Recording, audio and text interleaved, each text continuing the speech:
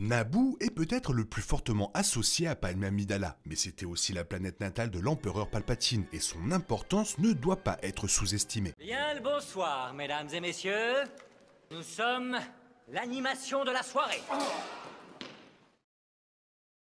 Naboo a été introduit dans la trilogie préquelle, mais elle a depuis fait plusieurs apparitions dans les films et séries, parfois de manière plutôt surprenante. La planète est également devenue plus importante à mesure que la chronologie de Star Wars s'est élargie. La culture de Naboo est particulièrement unique et intrigante, non seulement parce que la royauté de Naboo implique un système complexe combinant monarchie et démocratie qui conduit souvent à des reines adolescentes. La planète est également connue pour son art, sa beauté et sa douceur de vivre, qui la distingue parmi les nombreuses autres planètes de Star Wars. En plus de la beauté et du charme de la culture de la planète, Naboo est un élément essentiel de la franchise et a une influence considérable sur la galaxie depuis des générations.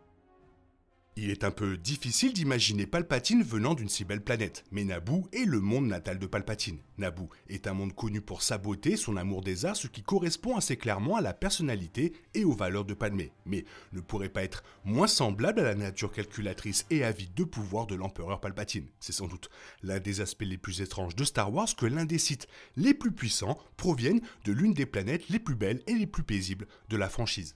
Alors bien sûr, les méchants peuvent venir de n'importe où, ou surtout compte tenu du fonctionnement du côté obscur de la Force. Dans le cas de Palpatine, ses origines ont sans doute même joué en sa faveur. Son projet l'obligeait à jouer le rôle d'un humble et bien intentionné sénateur de Naboo, puis de chancelier suprême, ce qu'il a fait avec beaucoup de succès. Venir d'une planète comme Naboo aurait aidé Palpatine à façonner cette image de lui-même. Cela lui a également permis de devenir le mentor de Padmé, et cela a fini par être absolument essentiel à tout ce qui s'est passé dans les préquels.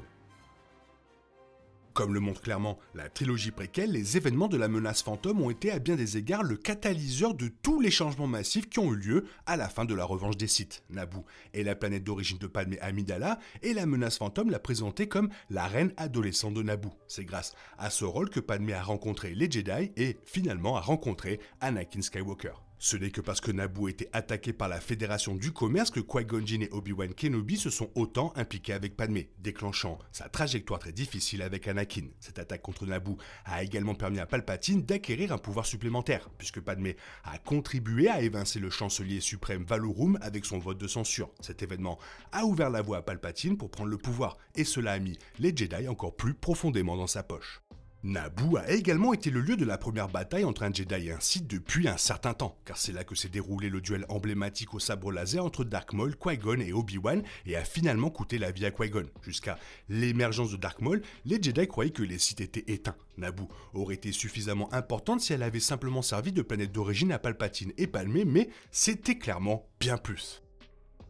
Bien que Naboo soit la planète natale de Palpatine, elle n'était toujours pas à l'abri de l'Empire. Pendant les années des temps sombres, la politique de Naboo a beaucoup changé. Naboo avait toujours un monarque élu, mais celui-ci n'était guère plus qu'une figure de proue. Comme c'était le cas pour la structure de l'Empire galactique, c'était le MOF qui avait le véritable contrôle. C'était tout un changement par rapport à l'ère de la trilogie préquelle, car il était clair que Padmé disposait d'un véritable pouvoir exécutif et était capable de prendre des décisions majeures de manière indépendante, notamment en matière de guerre et d'alliance. Bien que Naboo n'ait pas subi les mêmes brutalités que de nombreuses planètes à l'époque impériale, ce qui suggère que l'Empire avait accordé un traitement préférentiel au monde natal de Palpatine, la planète a également souffert de manière unique. La véritable menace pour Naboo est curieusement venue après la mort de Palpatine, avec son infâme plan Opération Cendre. Naboo était l'une des nombreuses planètes ciblées par le plan qui visait à détruire les impériaux survivants en cas de mort de Palpatine afin que personne d'autre ne puisse prendre le pouvoir. L'intention était de rendre l'environnement de Naboo inhospitalier, anéantissant ainsi la planète même sans avoir besoin de la détruire complètement comme l'étoile de la mort l'a fait sur Alderaan. Heureusement, cela n'a pas abouti et Naboo a survécu à la fois au temps sombre et à l'opération Cendre relativement indemne. Dans un magnifique moment, Leia Organa faisait partie des personnes qui ont sauvé Naboo, la connectant à la planète de sa mère.